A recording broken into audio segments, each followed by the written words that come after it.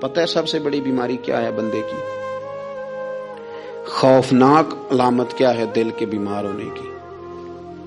کہ کوئی بندہ بیماری میں ہے اور ادھر ایک بندہ اس کو دیکھ کے خوش ہو رہا ہے. کسی کو زوال آ گیا ہے، کاروبار ڈوب گیا ہے اور یہ دیکھ کے خوش ہو رہا ہے. مر گیا ہے اس کا دل، مردہ ہے، اندر کوئی دل نہیں. اب یعنی ایک بندہ رسوا ہو گیا اور یہ خوش ہو رہا ہے. دیکھا میں نے نہیں کہا تھا. جب کوئی کسی کی رسوائی، کمزوری اور کسی کے زوال پر راضی ہونے لگے تو پھر سمجھ لے کہ اس کا حال اتنا برا ہو گیا ہے کہ اب یہ اخلاقی طور پر مردہ زندگی گزار. ہمارا اب یہ حال ہے کہ ہم لوگوں کے دکھوں پر ہنسنے لگے. ہم کسی کے ہاں کوئی شخص تکلیف میں آتا ہے تو ہم اس کو کہکوں میں اڑاتے ہیں. یارو زندہ قومیں یہ کام نہیں کرتی، زندہ قومیں یہ کام نہیں کرتی. میرے نبی پاک صلی اللہ علیہ وسلم نے فتح کے موقع پر بھی گردن کو جھکا کے بتایا کہ جب رب عروج دے تو پھر اللہ کی بارگاہ میں جھک جایا کرو. کسی شخص کے پتہ ہے کہ ایک حدیث سنو، یہ مسلم شریف میں موجود ہے. حضور نے فرمایا ایک بندہ گناہ کرتا تھا پھر اس نے توبہ کر لی. اگر کسی نے دوبارہ اسے وہ گناہ یاد کرایا کہ تو یوں ہوتا تھا، اگر کسی نے اسے دوبارہ گناہ یاد کرایا تو یاد کرانے والے کو اللہ سزا کے طور پر مرنے سے پہلے پہلے اس گناہ میں مبتلا کر دے گا. خفیہ تدبیر آئے گی. اللہ جس کو اللہ نے معاف کر دیا، زمین آسمان بھول گئے، فرشتوں کے دفتر سے اس کا گناہ محو کر دیا گیا، تو نے کیوں یاد رکھا؟ لیکن ہمارے دل اس طرح کے ہیں، خیر کی خبریں نہیں دیتے. ہم خیر کی خبر نہیں دیتے، مثبت بات نہیں کرتے. ہمارے رویے دوسروں کے بارے میں سخت ہیں. یعنی بہو سے داماد سے اختلاف ہو گیا، پھر اس نے معافی مانگ لی، پھر ہم نے معاف کر دیا، پھر 1 سال کے بعد دوبارہ لڑائی ہوئی تو پچھلی بات دوبارہ یاد کرنی چاہیے تھی. اس کی تو معافی دے دی تھی آپ نے، لیکن آپ نے پھر یاد کر لی وہ بات. اس کا مطلب ہے آپ نے صلح کی تھی، دل صاف نہیں کیا تھا. دل جب آپ صاف کر لیں تو پھر معاملہ ختم ہو گیا. پھر آپ پھر نکال پھینکے ساری چیزیں. مسند امام احمد بن حنبل میں حدیث ہے، حضرت انس بن مالک رضی اللہ تعالیٰ عنہ کہتے ہیں میں بھی بیٹھا تھا، حضرت عبداللہ ابن عمر رضی اللہ تعالیٰ عنہ بھی حضور کی بارگاہ میں بیٹھے تھے. نبی پاک صلی اللہ تعالیٰ علیہ وسلم نے فرمایا ابھی ایک شخص تمہارے پاس آنے والا ہے، تیاری کر لو، آنے والا جنتی ہے. کہتے ہیں ایک شخص اندر داخل ہوا تو سادہ سا بندہ، داڑھی سے پانی کے قطرے گر رہے، جوتے ہاتھ میں پکڑے یا بغل میں دبائے، وہ آ گیا، حضور سے بات چیت کی، چلا گیا. ہم بڑے خوش تھے کہ کمال نہیں ہو گیا جس کو حضور نے دنیا میں جنت کی بشارت عطا کر دی.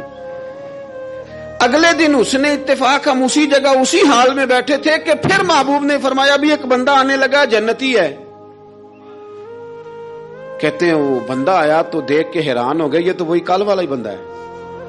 اسی طرح داڑھی سے پانی کے قطرے گر رہے ہیں، جوتے اس کی بغل میں آ کے بیٹھ گیا. تیسرے دن اللہ کی قدرت ہم وہیں بیٹھے تھے، پھر حضور نے فرمایا بندہ آنے لگا، زیارت کر لو، تیاری کر لو، بندہ جنتی ہے. وہی بندہ آیا جو پہلے 2 دن آیا تھا. حضرت عبداللہ ابن عمر کہتے ہیں کہ وہ حضور سے کوئی بات چیت کر کے جانے لگا تو میں اس کے پیچھے ہو گیا. میں نے اس کو جا کے سلام کے بعد کہا کہ یار میں تیرا مہمان بننا چاہتا ہوں، 3 راتوں کے لیے رکھ لو گے؟ اب محلہ بھی ایک، شہر بھی ایک. اس نے کہا جی ٹھیک ہے آ جائیں، جو میرے پاس روکھا سوکھا ہوگا پیش کر دوں گا. فرماتے ہیں 3 راتیں 3 دن میں اس کے پاس رہا. میں جاننا چاہتا تھا کہ کون سی ایسی عبادت کرتا ہے جس کی وجہ سے 3 دن حضور نے جنت کی بشارت اس کے لیے دی، اعلان فرمایا.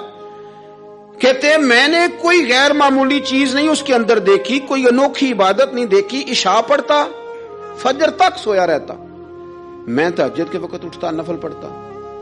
3 راتیں یہ ہوتا رہا. ہاں جب وہ کروٹیں بدلتا تو اللہ اکبر کہتا، باقی وہ سویا ہے، فجر میں اٹھا ہے. صدقہ بھی خاص نہیں اس نے دیا، خیرات بھی میں اس سے زیادہ کرتا رہا، مجھے کوئی خاص چیز نظر نہیں آئی. تیسرے دن میں جانے لگا تو میں نے اسے کہا یار سن، مجھے کوئی ضرورت نہیں تھی تیرے گھر میں قیام کرنے کی، میرا گھر قریب ہی ہے. وہ تو کمال یہ ہے کہ نبی کریم علیہ السلام نے اپنی زبان فیض ترجمان سے، یعنی وہ زبان جس کو سب کن کی کنجی کہیں، اس کی نافذ حکومت پہ لاکھوں سلام. حضور نے 3 دن تجھے مسلسل جنتی کہا ہے. میں تو دیکھنے آیا تھا کہ تیرے اندر کوئی عمل ہو تو میں بھی وہ شروع کروں. تو وہ کہنے لگا یہی ہے جو آپ نے دیکھ لیا ہے، فرض نماز ہی پڑھتا ہوں، روٹین کے کام ہی کرتا ہوں، کوئی خاص چیز تو میرے پاس کوئی نہیں۔ حضرت عبداللہ ابن عمر فرماتے ہیں میں نے تو سمجھا کہ میں تو اس سے زیادہ خیر کے کام کرتا ہوں۔ اب میں سوچتا ہوا وہاں سے نکلنے لگا کہ پھر کیا خاص بات ہے جو نبی پاک نے 3 دفعہ اسے جنتی کہا ہے۔ جب میں نکلنے لگا نا، دروازے پہ مڑنے لگا تو اس نے آواز دی، کہا یار سنو، ایک بات یاد آئی ہے۔ میں نے کہا وہ کون سی؟ کہنے لگا یار جب سے بالغ ہوا ہوں نا، جب سے اللہ نے توفیق اسلام دی ہے، میں نے جب بھی اپنا دل دیکھا ہے نا، جب بھی میرے دل میں کسی کے لیے حسد کوئی نہیں، کوئی عداوت نہیں، کوئی بغض نہیں، کوئی کینہ نہیں، کوئی کیا کر رہا ہے، میرے دل میں سب کے لیے خیر ہی ہے، دل میرا صاف ہے، اس کے علاوہ نہیں مجھے پتا کیا عمل ہے۔ حضرت عبداللہ بن عمر کہتے ہیں پھر مجھے سمجھ آ گئی ہے، یہ جو تیرے دل کی صفائی ہے نا، یہ بنیاد بن گئی ہے جس کی بنیاد پر نبی پاک نے تجھے 3 دفعہ جنت کی بشارت عطا فرمائی ہے۔ دل، آپ دل میں میل کچیل رکھ کے نفل پڑھنا، عبادتیں کرنا، ریاضتیں کرنا، صدقات دینا زیادہ نفع بخش نہیں ہوتا۔ دل صاف ہونا تو تھوڑی عبادت بھی کام آ جاتی ہے۔ یہ حدیث بتاتی ہے کہ دل صاف ہو تو تھوڑے صدقے بھی زیادہ نفع کر جاتے ہیں۔ دل پر توجہ دیں۔ سب سے ضروری کام ہے کہ ہم سویرے اٹھ کے اپنے دل سے پوچھیں کہ تیرا لوگوں کے بارے میں خیال کیا ہے، شام کو پوچھیں کہ تیرا لوگوں کے بارے میں رویہ کیا ہے۔ آپ اپنے دل لوگوں کے لیے صاف کر دیں، اس میں خیر پیدا کر لیں، تو پھر آپ محسوس کریں گے طبیعت ہلکی پھلکی بھی ہے، حشاش بشاش بھی ہے، ٹھنڈی بھی ہے، اور پھر اس میں اللہ رسول کی محبت کے جلوے بھی ہیں۔ پھر یہ خیر کی طرف ہمیں بلا رہی ہے۔ اللہ تبارک و تعالی توفیق عمل عطا فرمائے۔